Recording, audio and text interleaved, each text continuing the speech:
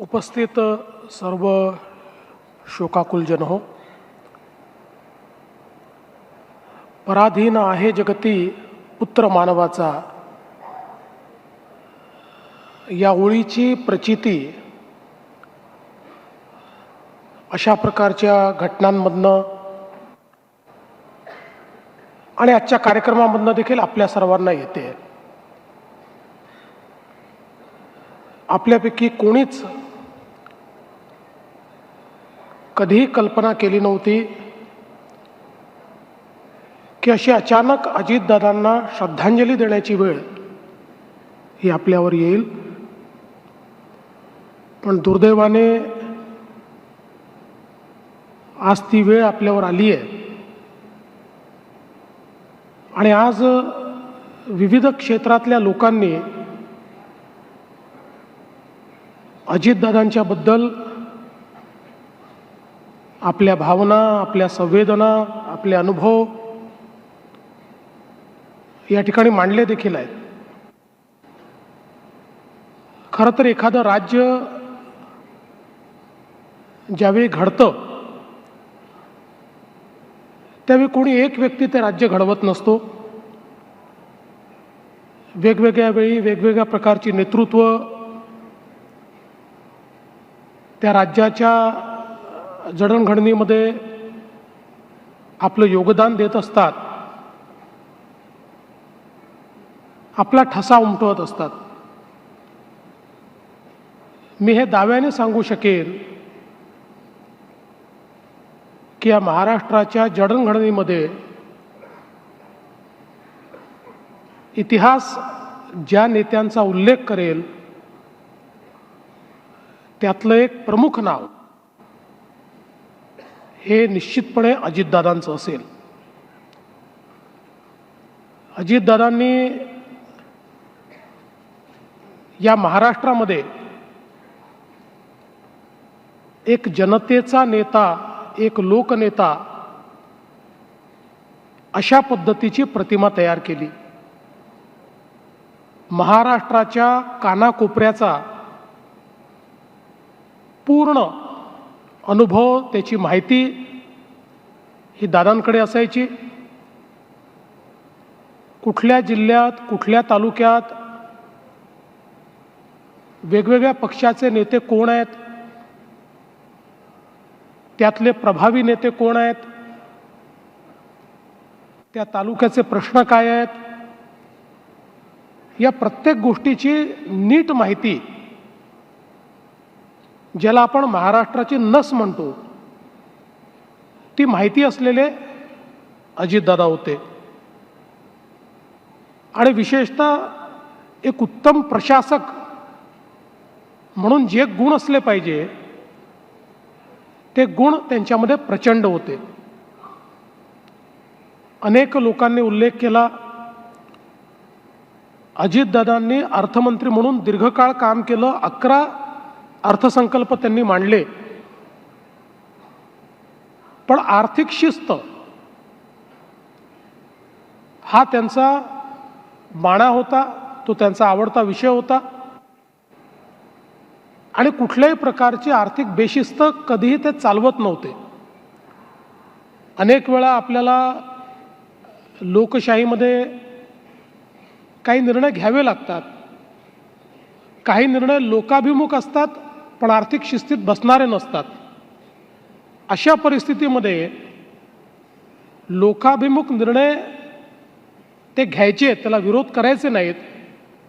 पण वस्तुस्थिती मात्र निश्चितपणे मंत्रिमंडळापुढे ते मांडायचे की याचा आर्थिक भार कशा प्रकारे येणार आहे, त्यातनं राज्याची क्षमता ही इतर ठिकाणी गुंतवणुकीची कशी कमी होणार आहे. आणि मंत्रिमंडळात येत असताना प्रत्येक विषयाचा प्रदीर्घ आणि सखोल अभ्यास करून दादा याचे कितीही विषय मंत्रिमंडळात असो त्या प्रत्येक विषयाबद्दल 3-4 ओळीची माहिती त्यांच्याकडे असायची. त्याचा पूर्ण अभ्यास केलेला असायचा आणि जिथे आवश्यक आहे त्या ठिकाणी आपलं मत हे ते नेमकेपणाने व्यक्त करायचे. आणि म्हणूनच एक प्रशासक म्हणून आपण जर बघितलं, आपलं खातं चालवत असताना त्या ठिकाणी निर्णय क्षमता नितीनजींनी आता उल्लेख केला, कधीही फाईल दादांकडे थांबलेली मी बघितली नाही. निर्णय क्षमता प्रचंड होती, त्यामुळे तात्काळ निर्णय ते घ्यायचे. आणि वेगवेगळ्या पद्धतीनं या ठिकाणी प्रशासन उत्तम प्रकारे चाललं पाहिजे, याकरता अधिकाऱ्यांवरही एक जरब ही दादांची असायची. वेळेवर बैठक होणार, त्या बैठकीमध्ये नेमकेपणाने, कधी अघळपघळ अशा प्रकारची दादांची बैठक नाही. जो विषय, त्या विषयावर दादा बोलणार आणि त्या क्षणी निर्णय करणार.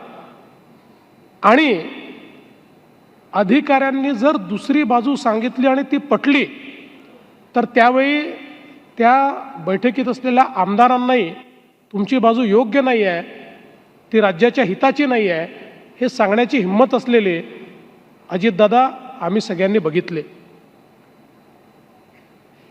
सहकाराचं क्षेत्र असो, क्रीडा क्षेत्र असो, विविध क्षेत्रांमध्ये त्यांनी काम करत असताना आपल्याला याची कल्पना आहे की ज्या क्षेत्रामध्ये त्यांनी हात घातला, नेमकेपणाने, नीटनेटकेप्रमाणे आणि शिस्तीत, आणि शिस्तीच्या बाबतीत साखर कारखानदारीमध्ये एखाद्या नेत्याचा कारखाना जर नीट चालत नसेल तर तोंडावर त्याला सांगायचे, एखाद्या आमदाराला सांगायचे की असं कसं चालवता तुम्ही, अशा पद्धतीने नाही चालत.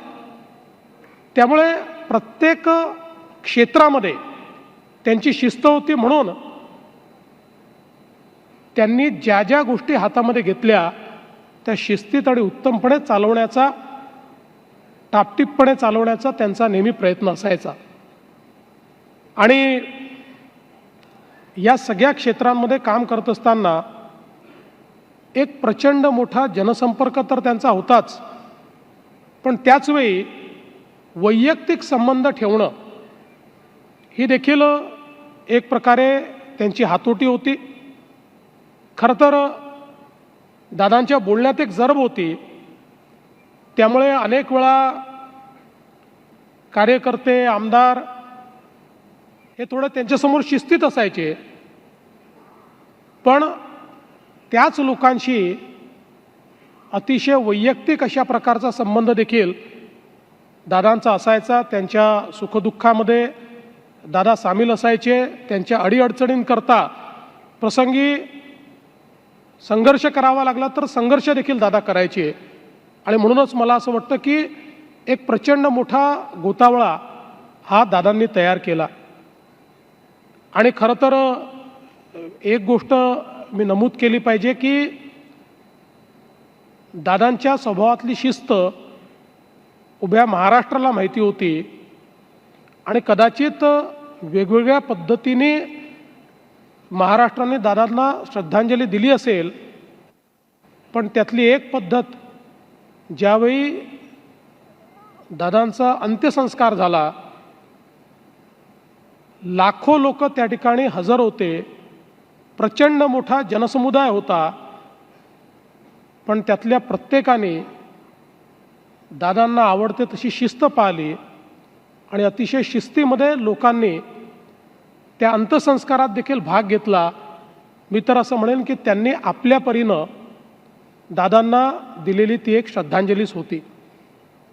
वैयक्तिक मी गेले काही वर्ष, विशेषतः 2013 नंतर दादांची माझी खूप जवळची मैत्री झाली. त्याच्या आधी ओळख खूप होती, त्यांच्याबद्दल आदर होता, त्यांना माझ्याबद्दल होता. विरोधी पक्षात असताना मी अनेक वेळा कठोर टीका देखील त्यांच्यावर केली, पण आमच्या संबंधात कधी दुरावा आला नाही. किंबहुना दादा नेहमी मला चांगलंच वागवायचे, मी कधी त्यांच्याकडे हक्काने जायचो. पण 2013 नंतर अतिशय आम्ही जवळ आलो, आमची मैत्री झाली. दादांचा स्वभाव हा मला जवळून बघायला मिळाला आणि त्यातनं निश्चितपणे मी हे सांगू शकतो की एकदा निर्णय घेतला तर मग मागे पुढे पाहायचं नाही. जी किंमत असेल ती किंमत मोजायची, अशा पद्धतीचा दादांचा स्वभाव होता. आणि मी माझ्या स्वानुभवातून अतिशय जवळून अनुभवलेलं आहे. आमच्या अनेक वेळा गप्पा व्हायच्या, अनेक वेळा चर्चा व्हायच्या.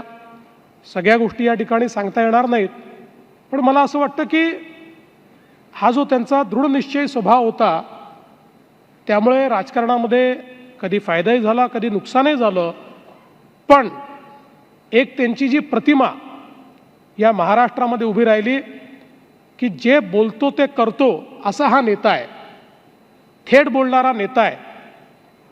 आणि त्याचवेळी त्यांच्या भाषणांमधला जो खुमासदारपणा होता, विशेषतः मी हे बघितलं की गेल्या काही वर्षांमध्ये तर दादांचं भाषण हे अतिशय खुमासदार व्हायचं. म्हणजे मी एकदा दादांना गमतीने म्हणालो की दादा, तुम्ही रिअल स्टार तर होताच, पण आजकाल रील स्टार देखील तुम्ही झालात, कारण इतक्या रील तुमच्या आजकाल पाहायला मिळतात. अतिशय मोकळेपणानं दादा सगळ्यांशी व्यवहार करायचे. आणि खरं तर मी असं म्हणेन की ज्यावेळी त्यांचं व्यक्तिमत्व, त्यांचं नेतृत्व वेगळ्या क्षितिजाकडे चाललं होतं. एक असा काळ होता की ज्या काळामध्ये संघर्षाकडनं दादा स्थैर्याकडे गेले होते. स्थैर्याकडे गेल्यानंतर खूप स्वप्न ही त्यांना पूर्ण करायची होती. त्या दिशेनं पूर्ण दृढतेनं ते चालले होते. आणि निश्चितपणे त्यांचं नेतृत्व एका वेगळ्या क्षितिजावर जात असताना अचानक आपल्यातनं त्यांचं निघून जाणं हे खरोखर अत्यंत वेदनादायी आहे, अत्यंत दुःखदायी आहे आणि विश्वास न बसण्यासारखा आहे. खरं म्हणजे निश्चितपणे सुनेत्राताई असतील, पार्थ आणि जय असतील, पवार कुटुंब असेल, यांच्यावर तर हा आघात आहेच. पण दादांनी ज्यांना आधार दिला असे अनेक नेते आहेत की ज्यांना आज पोरकं झाल्यासारखं वाटतं. असे अनेक कार्यकर्ते आहेत की ज्यांना नेमकं कोणाकडे जावं असा प्रश्न या ठिकाणी उद्भवतो.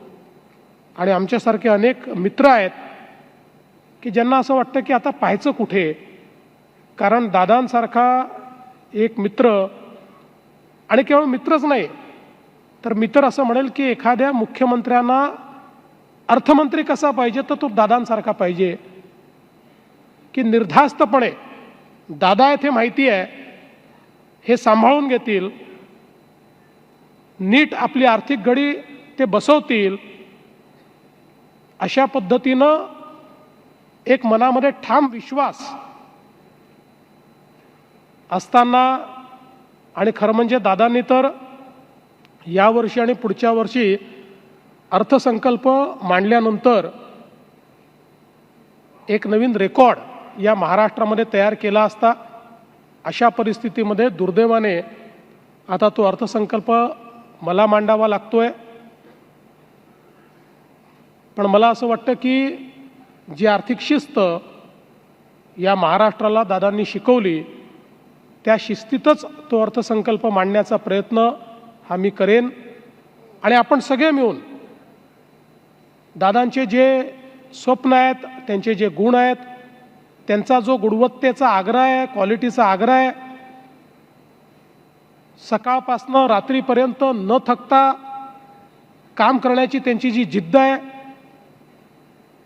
ही प्रत्येक गोष्ट आपण सगळे अंगीकारू.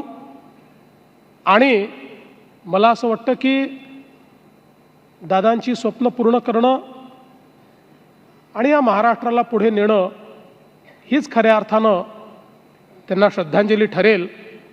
मी